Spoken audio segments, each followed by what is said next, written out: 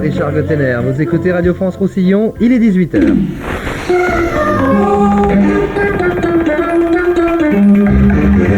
Le journal Louis Monique. Il y a longtemps qu'on avait vu des taureaux aussi bien armés à serrer. La corrida de dimanche devrait marquer la renaissance des arènes.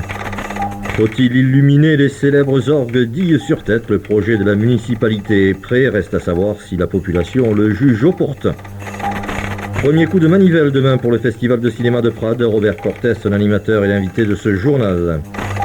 Et puis quelques nuages et surtout du soleil demain avec une tramontane qui faiblira. C'est le menu de la météo. Bonjour, 6 toros de poids et de choc pour la corrida de dimanche à Serré. Les aficionados serretans sont allés les chercher au fin fond de l'Andalousie, à Puerto de San Lorenzo. Ils sont pour l'instant, ces taureaux, pas les aficionados bien sûr, exposés juste à côté des arènes. Pour le poids, entre 540 et 620 kg.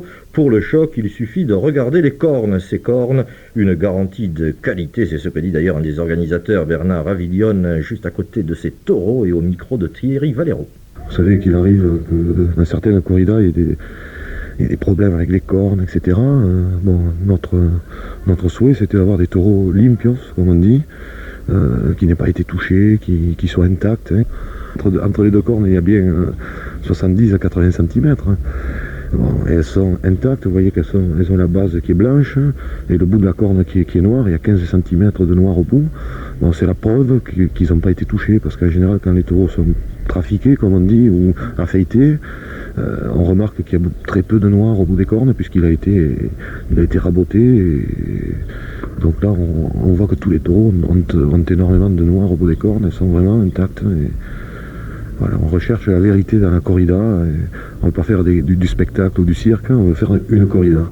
Et puis après, a priori, les toreros devraient être à la hauteur avec le jeune Rui Bento Vasquez, Ruiz Miguel et Nimeño 2, le français.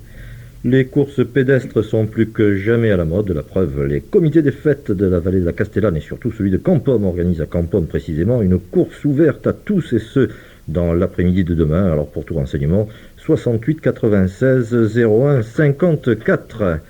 Certains sont pour, d'autres contre. Faut-il, oui ou non, éclairer les orgues naturels d'Ille-sur-Tête? La municipalité hésite. Et même si l'opération est subventionnée à 90%, les élus craignent la déprobation des Illois, trop préoccupés par la mévente de leur pêche ou les menaces de licenciement de la seule entreprise importante du coin. C'est vrai, certains pensent que le maire devrait s'occuper de réparer les routes ou autre urgence, bien sûr, mais un éclairage de nuit mettrait en valeur ce site, classé et protégé depuis 6 ans. L'argument de la mairie, cela attirerait peut-être les touristes. Écoutez Jean-Richard, chargé du dossier à la mairie, qui tente de nous convaincre. Nous pourrions obtenir une subvention qui avoisine les 90% du montant de la dépense. C'est très intéressant, c'est presque incroyable, mais derrière tout cela, derrière tous ces apports, ces efforts qui sont faits, est-ce que la population va comprendre en fait cette réalisation? Alors que de nombreux problèmes économiques sont en train de se greffer sur la ville d'Ille. Oui, mais est-ce que ça veut dire que les Illois doivent vivre tristement? Il faut les mettre en valeur, ces orgues? Pas du tout, on ne se propose pas de vivre tristement. D'ailleurs, on a déjà donné l'exemple un petit peu en illuminant le clocher d'Ille, qui, comme le sait, est quand même une petite cathédrale aux yeux de tous. Et en entreprenant des démarches pour essayer d'acquérir quelques parcelles qui se situent à l'intérieur du merveilleux site des orgues. Voilà,Ille-sur-Tête, où l'association des cadres catalans se réunit demain pour son assemblée générale. Un programme très classique d'ailleurs, mais aussi un bilan des actions menées jusqu'à maintenant et surtout un examen des possibilités à venir pour le développement du département. Radio France Roussillon, 18h04.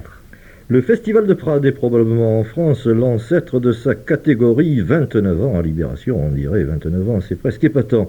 Il commence demain ce festival à la Allosport de Prades et se termine le 24. Alors Robert Cortés, bonjour. Vous êtes le président des rencontres internationales cinématographiques de Prades, c'est le titre exact de l'association. Alors, quand on dit l'ancêtre dans sa catégorie, de quelle catégorie s'agit-il précisément? Bien, disons l'ancêtre de ces festivals dits éducatifs, formateurs, et en particulier formateurs des jeunes. Je crois qu'il ne prétend absolument pas être le festival de commerce, festival de promotion, mais en tout cas, festival de découverte, festival d'apprentissage, festival d'analyse, festival du plaisir. Alors, festival de découverte, par exemple, Prades a découvert des metteurs en scène? Bien écoutez, si nous remontons à sa première année, il est celui qui a sorti de l'ombre Olmy avec son tout premier film, totalement inconnu en France et probablement dans le monde aussi. Prades lui a décerné le premier prix. On pourrait en dire autant de Robert Enrico aussi, qui a fait Robert un passage Enrico, remarqué à Prades. oui, et qui est resté un ami très fidèle. D'abord découvert à travers ses courts-métrages, en particulier Montagne Magique, tourné sur les sommets du Canigou, et puis aussi par son long-métrage déjà un peu plus ancien, son 4e long-métrage. Mais alors dites-moi un peu, un festival qui découvre des gens comme Olmy, comme Robert Enrico, un festival dont on ne parle absolument pas. Bon, nous on en parle à Radio France Roussillon, l'Indépendant en parle, la presse locale en parle, mais finalement silence sur Prades, on ne le voit dans aucun hebdomadaire national, quoi que ce soit. Comment vous expliquez ça?